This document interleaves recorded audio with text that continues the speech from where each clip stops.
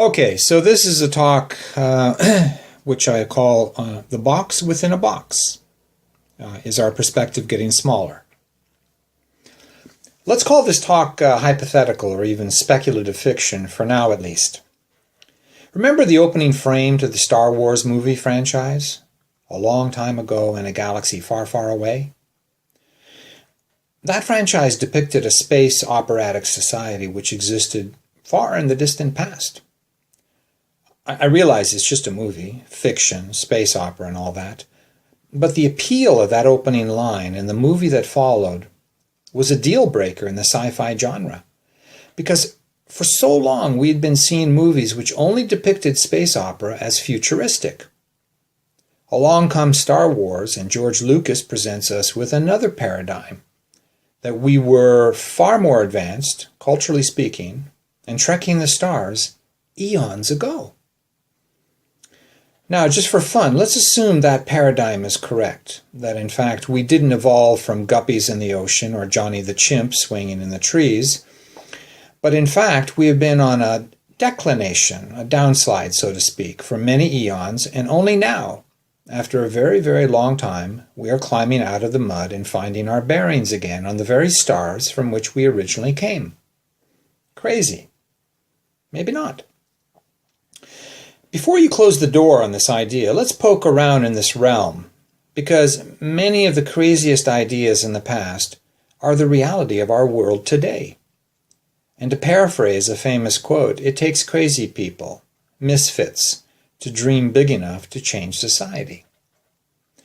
So let's flip the paradigm, and instead of assuming, as we have been taught, and as our culture generally pounds into our heads, that instead of evolving from mud to man, that in fact, culturally speaking, we have declined from a higher state of culture many moons ago, and that we once trekked the stars, playing space jockeys, diving through galaxies, and discovering whole new worlds from one end of the universe to the other. So instead of the theory of evolution, which is currently popular, we have a devolution theory, that is, the reverse.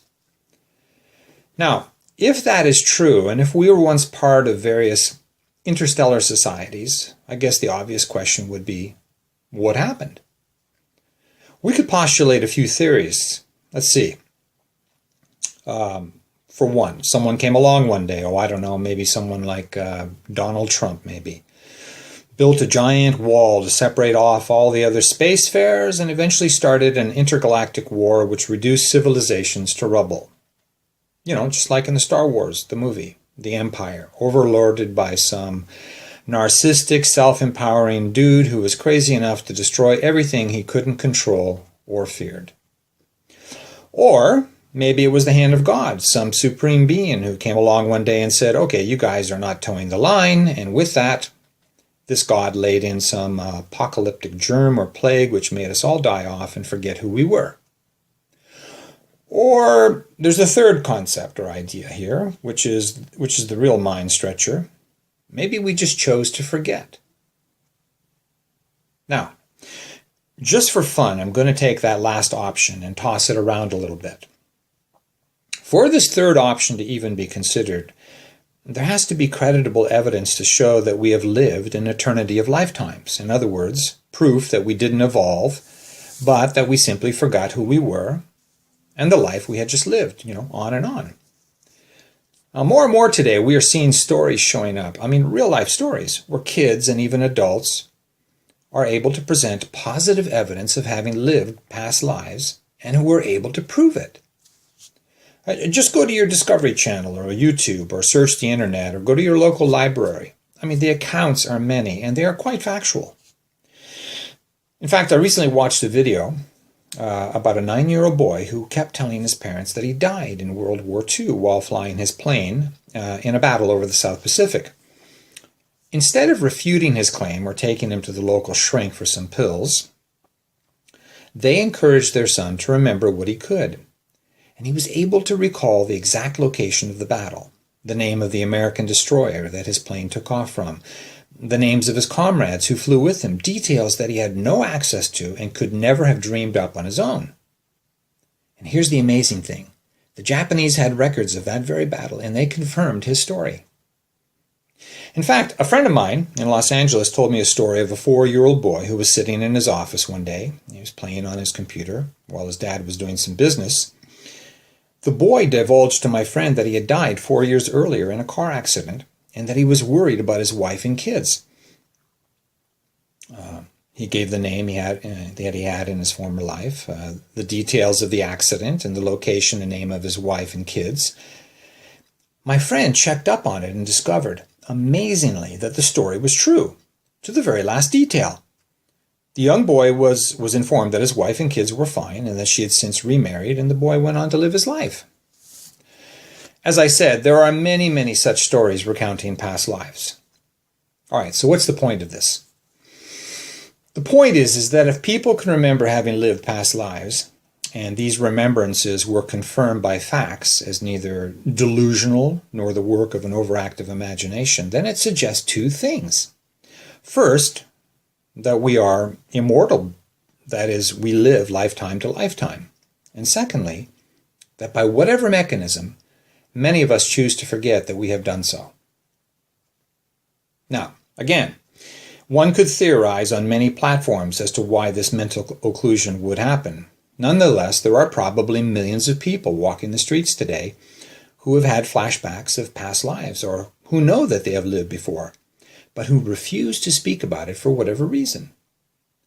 Let's face it, we aren't taught in school that we lived an eternity of lives, but we are certainly taught that Jimmy the Ape is our great ancestor and that some unseen God had a hand in the mix. Society doesn't exactly make it easy for people to step forward and reveal their insights about former lives. In fact, I dare say that such people would tend to be looked upon as odd or worse, so they shut up about it. If this third option, that is, devolution versus evolution, is vaguely true, doesn't it also suggest that our perspective on things has also declined? A long, long time ago, we were speeding advanced spaceships through the stars, maybe through black holes and wormholes, rubbing elbows with thousands of races out there amidst the literal sea of billions upon billions of suns. And today, if you say you believe in extraterrestrials, you are looked upon as a bit odd by most. Today, people want security. They want a good job. They want their retirement. They want to spend their final years enjoying the fruits of their labors. Hey, there's nothing wrong with that. In fact, if this third option is even vaguely true, well, then we've all been playing out that same scenario for countless lifetimes, and we've all collected enough retirement pensions from one galaxy to another to buy out the international banks today. As I said, you can look at this as hypothetical, as speculative fiction or whatever, but what happens when the first manned colonies finally settle on Mars and they discover evidence of earlier civilizations? And then years later, when some bright-eyed scientist breaks the code on quantum mechanics, permitting us to finally fly ships to the furthest stars. And what happens when we start meeting up with other races of people? Whoa. I can hear the machinery in some of your heads suddenly clanging to a stop at that statement. And yet this takes me back to the point of this talk, the box within the box. A century ago, most people thought that flying machines were for crazy people. Today, it's the norm. Wireless phones were depicted in science fiction novels some 70 years ago. It took society half a century to catch up with those minds. It may be popular to agree with certain governing agencies in our world that extraterrestrials do not exist and have never visited our world, but just because the majority of people agree with that doesn't mean it's true. 500 or 600 years ago, probably the majority of people also thought the world was flat, and only a handful of brave men and women who suggested otherwise imbued the world with another concept which eventually proved to be true. If we perceive the universe with just those things which our eyes reveal to us, then we should consider this. When we look up at the night sky, any portion of it, just a tiny portion, in that segment, no larger than a pinpoint, exists more suns, more galaxies, and more planets than is logically conceivable. And that is because our eyes only permit us to see a handful of sparkling stars. But beyond that are clusters which boggle the mind. So to assume that we are the only planet with intelligent life on it is a form of arrogance based on limited observation, and by limiting our minds to that conclusion, it only lends itself to the devolution, which is this third option suggests. Now, we like closure. We like simple answers. It gives us security in life. Johnny the Chimp, that is the theory of evolution, is simple. It seems embracive. The divine theories of creation are simple. They're embracive. This isn't to say that evolution as a theory does not have some credibility, but no one has been around long enough to prove it as a fact. Even Darwin said that it was just a theory.